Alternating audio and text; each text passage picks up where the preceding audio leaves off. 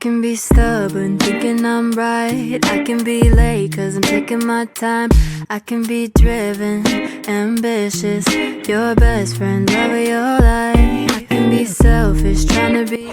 Halo besti aku, saiki aku mau ke Sangiran ya teman-teman.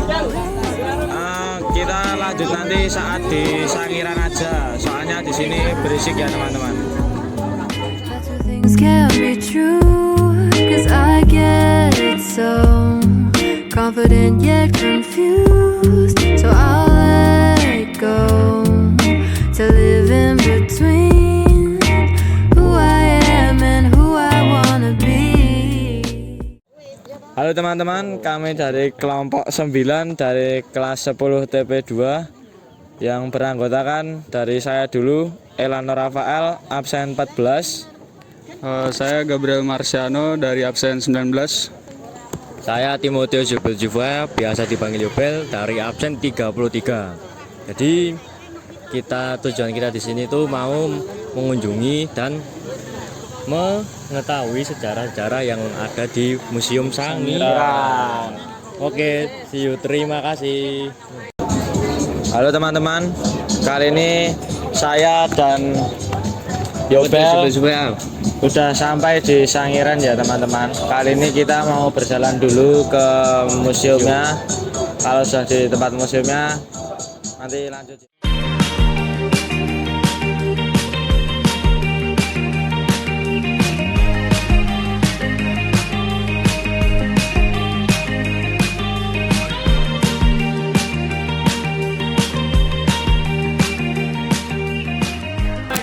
Enggak.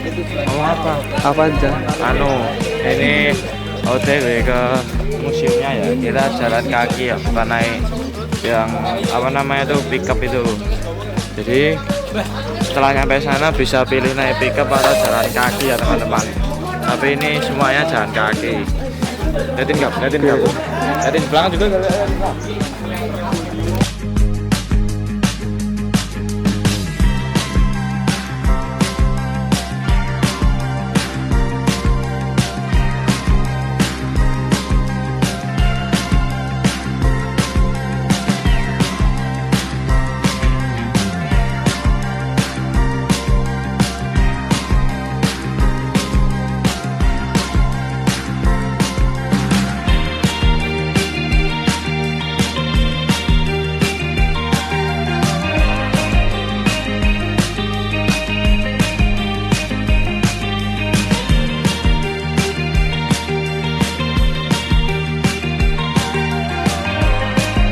Teman-teman, kali ini kita udah sampai di Sangiran ya.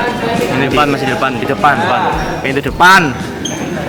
Jadi, akhirnya kita selanjutnya kita bakal masuk ke Sangiran. Lihat film dulu. Terus habis lihat film, nanti kita jelasin. Gitu deh. Mantap.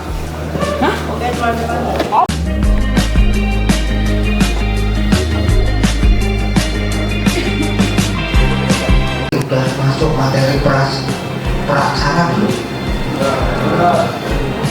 Pelajaran sejarah sudah masuk praksana? Ada gurunya di sini? Itu? Sabar nih Pak, saya tahu penderitaan jenengan. Guru sejarah itu mesti sebagai pusat kunjungan temanya. Kemudian selain ini ada juga film yang lain. Ada di buku yang bercerita tentang bagaimana awal penelitian yang pernah ada di Sangiran sampai saat ini. Kemudian di buku tentang bercerita tentang evolusi manusia.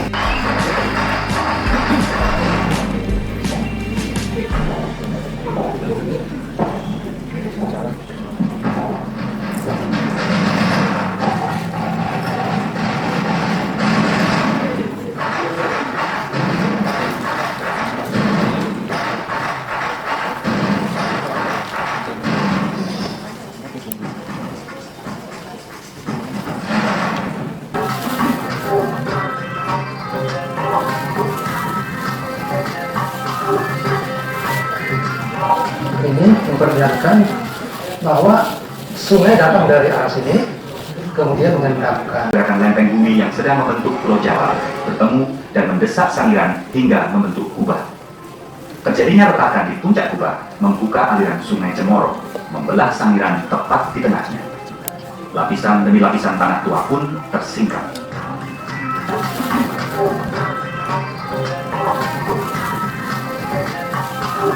Halo teman-teman, ini saya sudah selesai melihat video atau film dari Museum Sangiran ini ya teman-teman.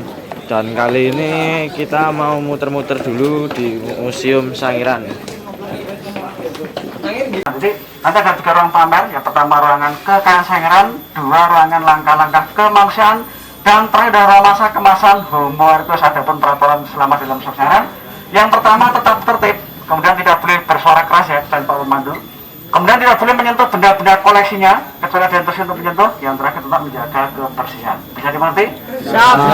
Yang di belakang boleh merapat ya. Jadi sebelum masuk ke Museum Sangiran, kita bisa melihat di sebelah kiri saya atau di depan jenengan, ini ada lapisan tanah lahar vulkanik terkuat Sangiran yang berusia kurang lebihnya 1.800.000 tahun, yang mana pada saat itu Sangiran merupakan lingkungan rawa. Jadi ternyata Sangiran juga mengalami evolusi lingkungan, yang mana sejak 730.000 tahun yang lalu. Kemudian dari subur, Sangiran mengalami kering dan tandus, yang mana kurang lebihnya dari 300 sampai sekarang Sangiran jadi kering dan tandus. Kemudian kehidupan purbanya mulai punah sekitar 200.000 tahun punah. Jadi punahnya selain kekeringan ada aktivitas gunung yang terus-menerus. Jadi diperkirakan Sangiran dulu ada gunung Laut Purbanya, tepinya nih. Museum didirikan di atas lahar vulkanik yang berusia 1.800.000 tahun. Jadi ya, yang belum pernah menyentuh lahar silakan kalau mau menyentuh ya. Jadi ini ada lahar 1934. Tetapi sebelum dia datang Sangiran, ternyata warga lokal yang banyak dengan Pithecanthropus erectus, yang mana Sangiran pernah mengalami data yang subur 730 tahun, yang terakhir yang lepas. Itu atau beda model ya. Sekarang adanya di Sumatera, tapi sekarang tidak pernah semuanya. Itu Sumatera dengan rumusan tertuakan. Jadi tidak hanya manusia, ternyata gajahnya juga menjadi 3 regenerasi kali. Oke. Sebelum masuk ada yang tanyakan tentang Sangiran. Oke. Ada pertanyaan monggo. Kalau saya saja ya. Sebelum masuk karena ruangannya masih penuh ya.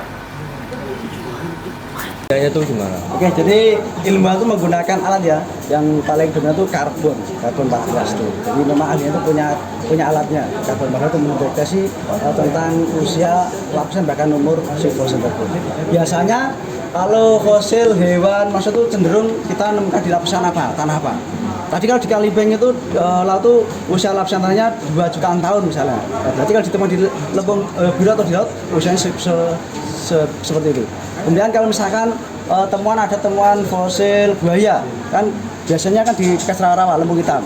Nah, yang mana tanahnya itu berusia 1,8 juta tahun. Jadi kita biasanya langsung ke lapisan tanahnya. Gitu. Oh, berarti ngitungnya dari lapisannya. Betul sekali.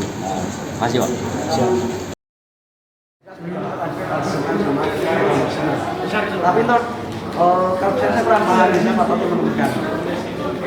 Ya jelas ini ya, terus dinosaurus mereka adanya di Eropa ya, karena 250 tahun ada di daerah Sangiran, 2 juta saja baru muncul lautan. Jadi mungkin mereka ada dulu, saya masih di bawah belum naik ke atas. Tapi juga mengalami kepunahan ya, kepunahan.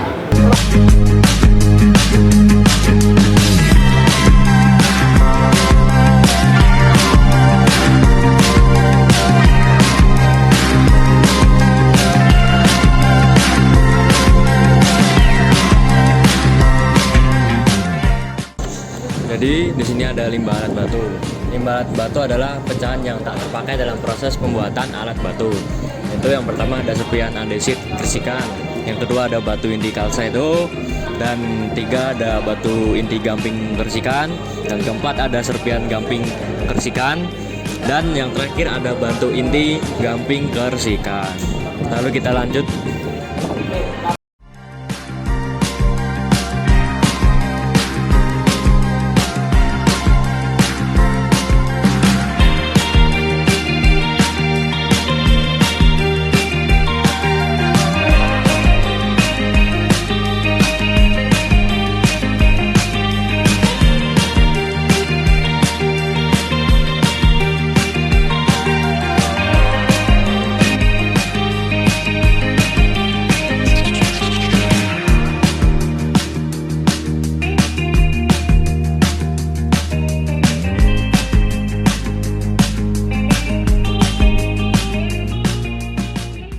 Oke teman-teman, jadi di sini kita sampai di alat bantu.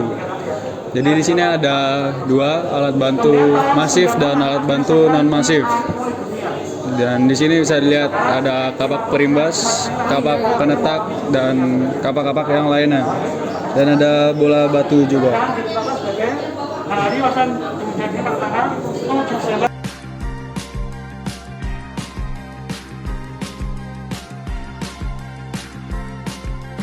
Jadi kita bakal melanjutkan perjalanan kita. Nanti kita bakal bertanya ya guys, wawancara sama Akamsi. Dan nanti mungkin kita bakal mengunjungi tempat-tempat yang hidden game ya guys ya. Tapi nggak tahu ada atau enggak. Ya ikuti perjalanan kita aja guys. Oke teman-teman, kita bakal wawancara sama Pak Manto. Pertanyaan yang pertama, kados pundi asal usulipun manungsa purba ing bumi punika? Jadi asal usul manusia purba ya. Jadi ada teori namanya teori out of Africa. Jadi semua manusia purba itu berasal dari Afrika. Yang mana sejak dari kurang lebihnya 1.800.000 tahun dari Afrika mereka bermigrasi. Ada yang ke Eropa, Asia Tenggara, bahkan sampai ke Sangiran. Sampai ke Sangiran kurang lebihnya 1.500.000 tahun akhirnya mengalami kepunahan di Jawa sekitar 100.000 tahun punah. Jadi berasal dari Afrika. Lalu pertanyaan kedua, ing jaman punapa manungsa purba wiwit ginakaken piranti watu? Zamannya sejak zaman Pleistosen tengah ya, jadi kurang lebihnya dari 1.500.000 tahun yang silam purba yang ada di Sangiran sudah mengenal alat budaya dari batu.